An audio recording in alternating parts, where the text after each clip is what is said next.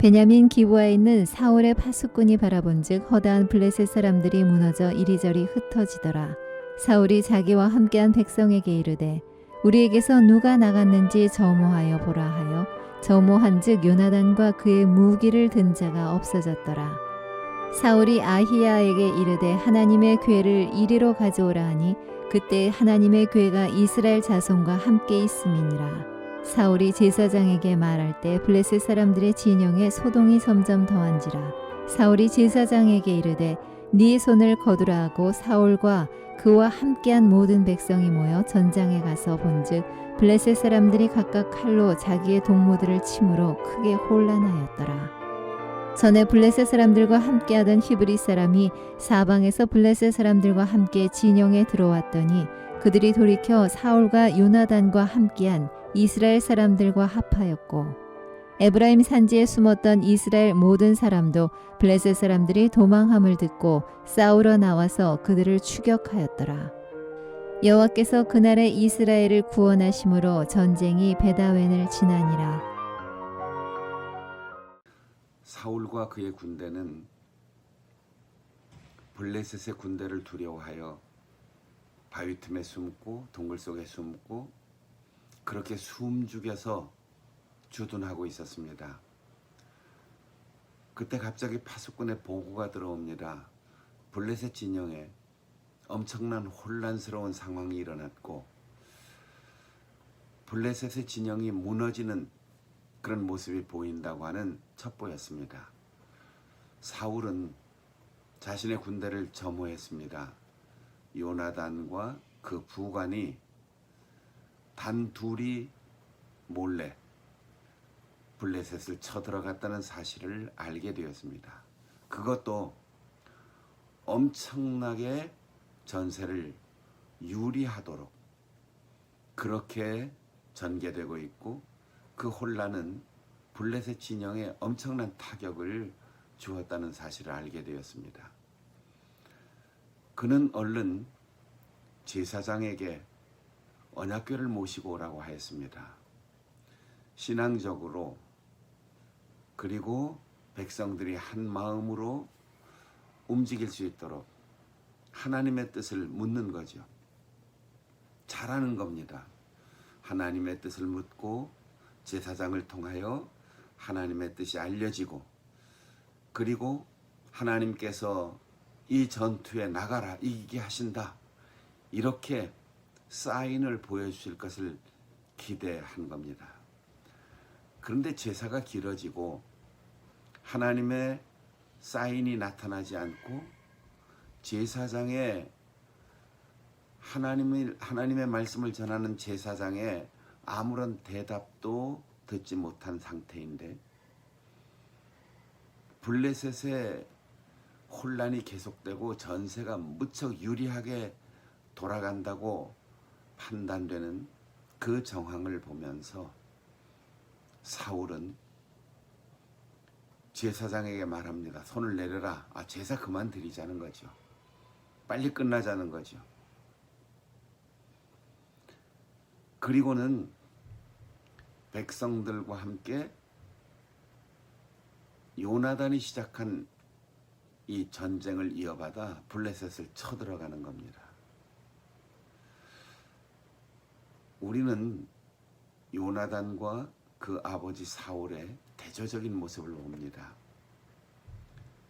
목숨을 건 전투에서 무모하리만큼 하나님의 사인만을 받고 목숨 걸고 블레셋과의 전투에 나서는 요나단의 모습, 이에 비하여 사울은 이미 전에 블레셋과의 전투에서 실수한 바가 있습니다. 전투에 나가기 전에 번제를 드려야 하는데 사무엘 선지자가 내가 7일 안에 도착할 테니까 그때까지 기다려라 라고 전가를 했을 때 6일 동안 기다렸습니다. 그런데 7일째 되는 날도 선지자가 오지 않으니까 급한 김에 사울은 제사장이 해야 할 번제의 직무를 자기가 대신했습니다. 그 제사가 막 끝났을 때 사무엘이 도착했습니다. 조금만 더 기다리면 되는데 엿새 동안 기다렸는데 마지막 날이라고 더 급해졌던 거죠. 그때 사무엘은 하나님께서 당신을 버렸다 선포하고 돌아가면서 지금 블레셋과의 전투가 이스라엘의 치명적인 약세로 전환이 되고 두려움에 빠진 백성들이 그의 곁을 떠나고 있는 겁니다. 그런데 유리하다 판단하고 이 정도면 전쟁에 이미 이겼지, 둘이 나가서 저렇게 뒤집어 놓았으니까 이제 우리가 600명을 끌고 가면 전쟁엔 완전히 승리할 거다. 그러니 기도도 필요 없고 제사도 필요 없고 하나님의 사인도 필요 없다. 확실하다. 이젠 내가 해도 된다. 기회주의고 편의주의고 오만한 생각이었습니다.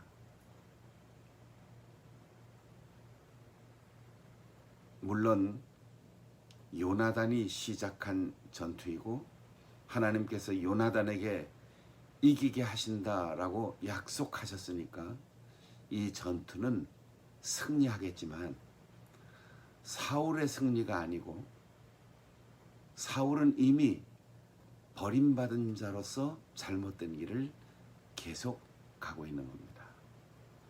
성도 여러분, 자신 있는 일을 할 때도 겸손하게 기도해야 합니다.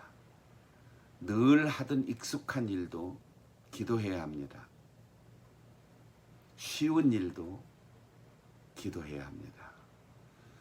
하나님의 사인을 기다리고 하나님 앞에 겸손하게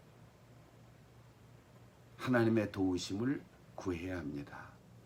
사울처럼 편의주의로 신앙생활하면 아무리 자신 있는 일, 쉬운 일, 늘 하는 익숙한 일에도 우리는 실패할 수 있습니다.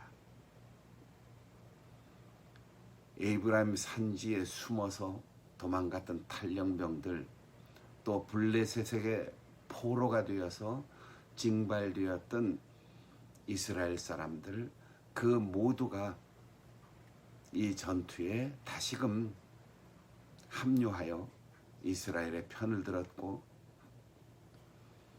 사울의 군대와 함께 블레셋을 대파하는 승리를 거뒀습니다. 23절에 보면 여호와께서 그날에 이스라엘을 구원하심으로 전쟁이 베다웬을 지났다고 했습니다. 요나단의 용맹 때문이 아니고 사울의 추가 지원 때문이 아니고 칼과 창도 없는 농기구를 든 이스라엘이 승리할 수 있는 것은 하나님의 구원 때문이었다는 것입니다. 베다웬이라고 하는 곳은 블레셋의 점령지입니다. 거기까지 쳐들어갔다는 거예요. 블레셋이 쳐들어온 이곳에서의 전투의 승리가 아니라 여세를 몰아서 블레셋이 점령한 땅까지 회복하고 계속 진군하였다는 거죠. 6.25 전쟁 때 겪었던 우리말로 표현한다면 38선을 넘어서 평양까지 계속 북진하였다, 이런 표현인 것입니다. 성도 여러분, 우리가 기다려야 할 때 기다리고 물어야 할 때 묻고 하나님의 말씀이 들려올 때 확신을 가지고 주님의 사인을 붙들고 사명감으로 나갈 때 우리에게 승리가 있는 겁니다. 자신감으로 실수하지 마십시오.